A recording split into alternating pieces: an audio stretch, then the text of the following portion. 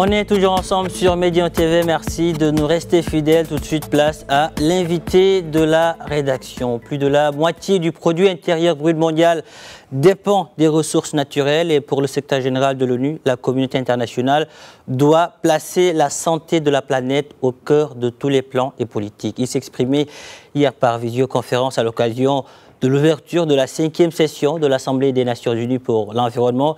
Quelles sont les priorités environnementales en Afrique, continent durement touché par les changements climatiques?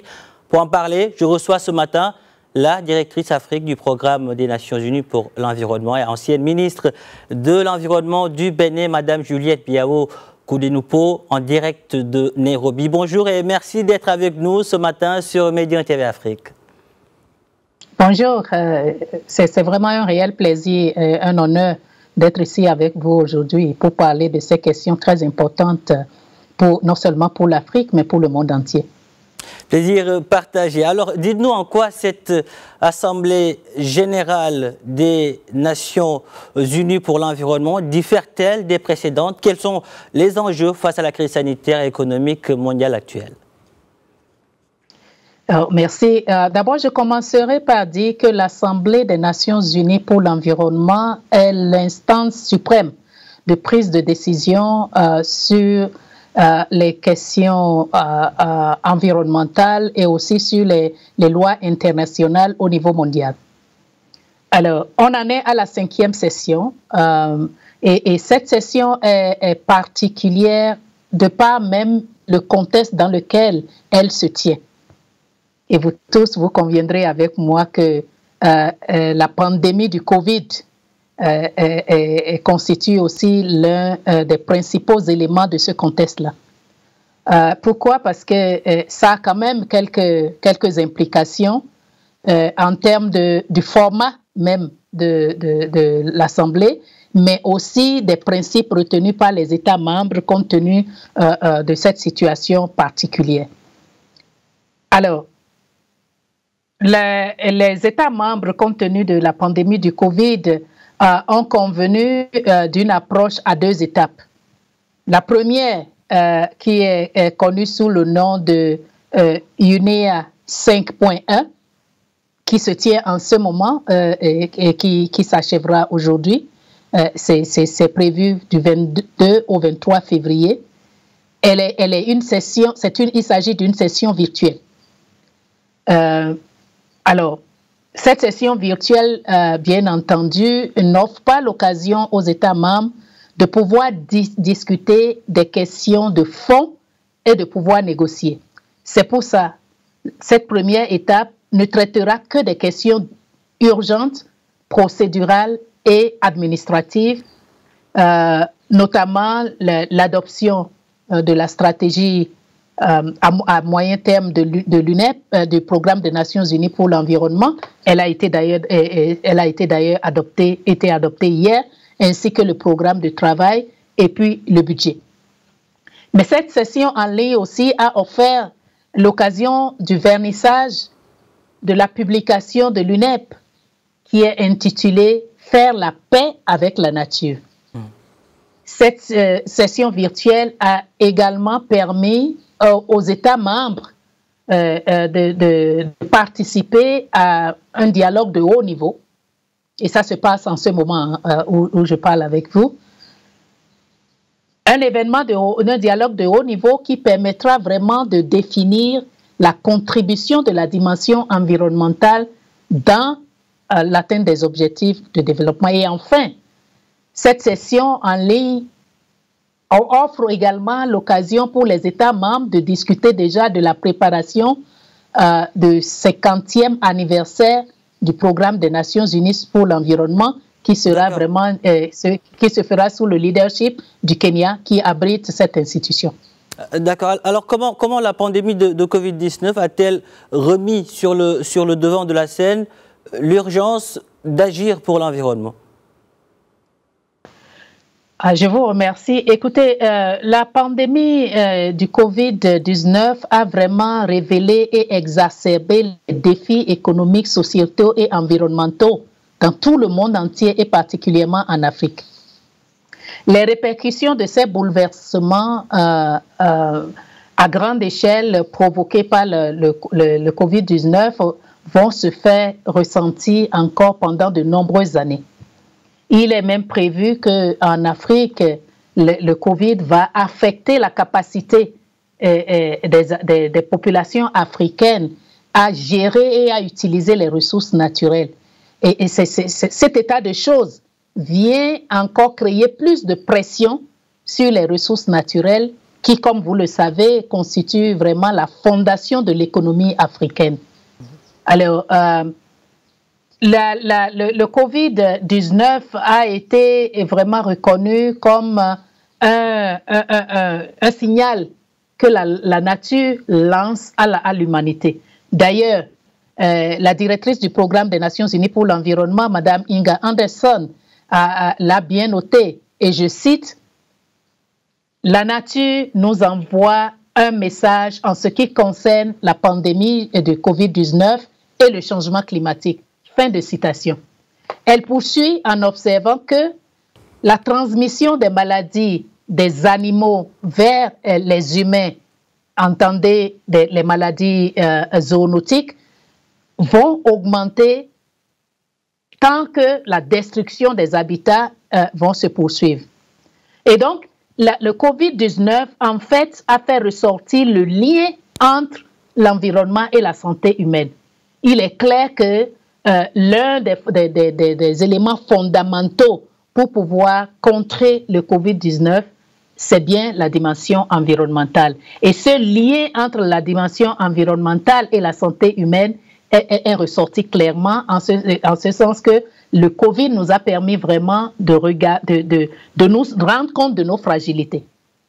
Le Covid nous a permis de nous rendre compte de notre fragilité. Où en sommes-nous en 2021 face aux objectifs de l'agenda 2030 des Nations Unies pour le développement durable? Merci beaucoup. Chaque année, un rapport sur les objectifs de développement durable est publié. Alors, ce rapport donne un aperçu sur la mise en œuvre dans le monde entier des objectifs de développement durable en soulignant les domaines dans lesquels des progrès ont été réalisés et des domaines dans lesquels des actions supplémentaires sont nécessaires pour atteindre les objectifs de développement durable. Selon le secrétaire général des Nations Unies, Antonio Guterres, et je cite, il est clair, il ressort clairement qu'il faut agir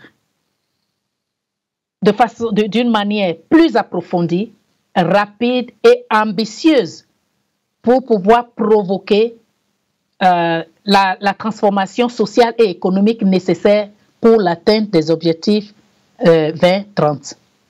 Fin de citation. Autrement dit, le pari est encore loin d'être gagné. Le rapport 2019 sur les objectifs de développement durable fait ressortir, premièrement, une augmentation des inégalités. Alors, le taux de pauvreté en Afrique subsaharienne, selon ce rapport, si des changements politiques importants ne se réalisent pas, eh bien, le taux de pauvreté, surtout en Afrique subsaharienne, va afficher un taux supérieur de 10%. Alors, bien évidemment, plus de 79% des personnes vivant dans l'extrême pauvreté dans le monde sont dans les zones rurales, où le taux de pauvreté est de 17,2%, soit 3 fois le taux de pauvreté au niveau dans les zones urbaines qui est de 5,3%. Alors, il faut quand même dire que le taux d'extrême pauvreté en 2015 était de 10%. En 2010, ce taux était de 16%. Et en 1990, ce taux était de 36%. Alors, cela veut dire que plus d'1 milliard de personnes dans le monde sont sorties de l'extrême pauvreté dans les dernières 25 années. Mais le pari n'est pas gagné. Dans la mesure où... le pari n'est pas gagné dans la mesure où ce même rapport fait ressortir encore qu'il y a des menaces. Il y a des menaces en termes de changement climatique. Il y a des menaces en termes d'élévation du niveau des mers, de l'acidification des océans et des changements climatiques extrêmes qui viennent renforcer. Justement, quelles sont aujourd'hui les priorités environnementales en Afrique, continent durement touché par les changements climatiques? Les priorités en Afrique, c'est numéro 1, l'adaptation des populations africaines au changement climatique. Nous avons également la nécessité vraiment de renverser la tendance de dégradation de la biodiversité de nos écosystèmes, car c'est vraiment le fondement de l'économie en Afrique. Et bien entendu, la pollution.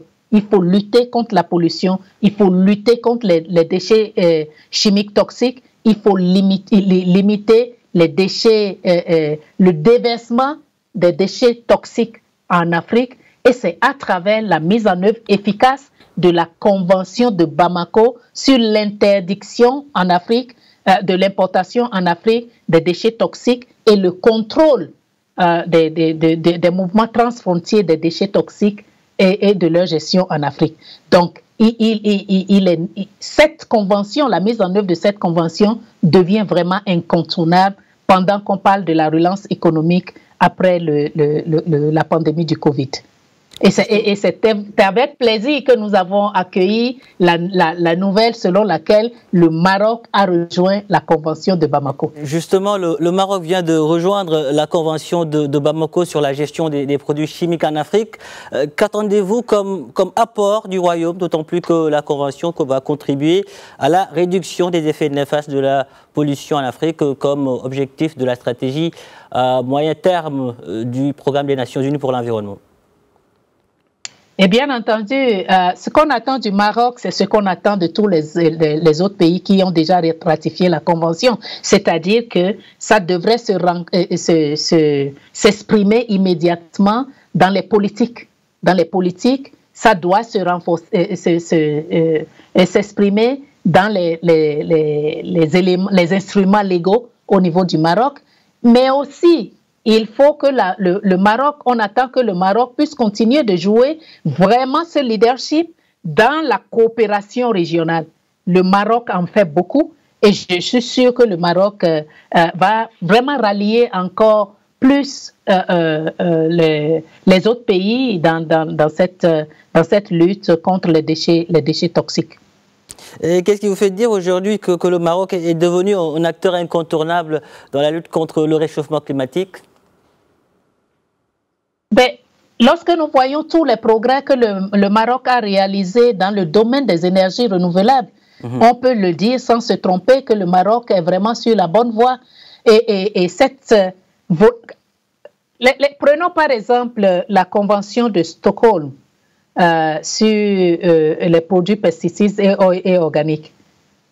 Le Maroc est le seul pays en Afrique qui dispose de la plateforme qui permet vraiment d'éliminer vraiment ces pesticides et polluants au niveau des réseaux électriques. C'est au Maroc que j'ai vu pour la première fois cette plateforme, alors que pour pouvoir détruire en fait ces instruments, ces engins, il fallait les amener jusqu'en France. Le transport coûte même moins cher que la destruction même, et le Maroc a déjà cette plateforme-là. Donc, c'est vraiment important. Et le Maroc, quand je dis que le Maroc doit jouer un rôle important, c'est de pouvoir rallier les autres pays africains autour de la même cause. D'accord. Alors, dites-nous pourquoi et de quelle façon la relance économique mondiale doit-elle prendre en considération les questions environnementales? Écoutez, je dirais, je parlerai de l'Afrique, parce que c'est vraiment, on est en plein dans la période où les gouvernements élaborent leur plan de relance économique pour contrer les dommages économiques et sociaux causés par la pandémie de Covid.